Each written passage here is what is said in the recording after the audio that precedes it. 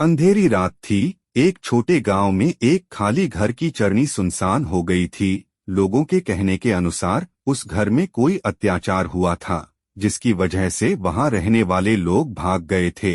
किसी ने कहा कि वहां एक आत्मा बसती है जो रात के समय अपनी जिस्मानी रूप में उतरती है और गांव के लोगों को परेशान करती है।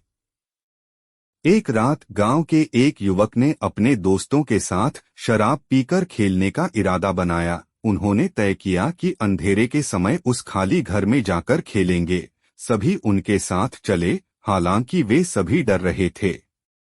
जब वे उस घर के पास पहुंचे तो उन्होंने एक अजीब महसूस किया। घर की हवा में एक अनोखी शांति थी, जैसे कोई बड़ी शक्ति उसके अंदर मौजूद हो। लेकिन उन्होंने अपना हौसला नहीं खोया और घर के दरवाजे को खोला। अंदर जाते ही उन्हें एक अत्यंत ठंड और बदबू महसूस हुई। धीरे धीरे वे घर के अंदर बढ़ते गए। सभी उनकी सांसें तेज हो गईं और उनका दिल धड़कने लगा। एक ही कमरे में वे एक पुराने खिलौने और एक पुरानी कुर्सी को पाया। सभी की आंखों में एक संदेह और डर था, लेकिन उन्होंने अपना डर छुपाया और खेलने लगे। खेलते हुए उन्हें अचानक अपने पीछे कुछ सुनाई दिया। जब उन्होंने पीछे देखा तो उन्हें कुछ नहीं दिखाई दिया, लेकिन जैसे ही वे अपने खेल को जारी रखने लगे, उन्हें उसी ध्वनि की आवाज फिर सुनाई दी।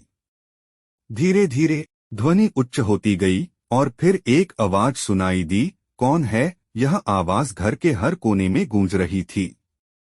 युवकों ने अपने आप को धीमे धीमे आगे बढ़ाते हुए वे कमरे के अंत में चले गए, जहां ध्वनि सबसे ज्यादा थी। जैसे ही वे वहां पहुंचे, उन्होंने एक पुरानी और रोंगटे खड़ी कर देने वाली महिला को देखा। वह उनको तेज नजरों से देख रही थी, उनकी आत्मा को देख रही थी। युवकों ने डर के मारे दौड़ते हुए घर से बाहर निकल लिया। वे तब तक दौड़ते रहे जब तक कि वे गांव के पास न पहुंच गए। वे कभी भी उस घर के पास नहीं गए और उस रात का वह अनुभव कभी भी भूला नहीं। उस दिन के बाद से उन्होंने कभी भी अंधेरे में खेलने का इरादा नहीं किया, क्योंकि उन्हें अब पता था कि अंधेरा जितना अत्यधिक सुंदर और आकर्षक दिख सकता है, वह उतना ही खतरनाक और भयंकर भी हो सकता है।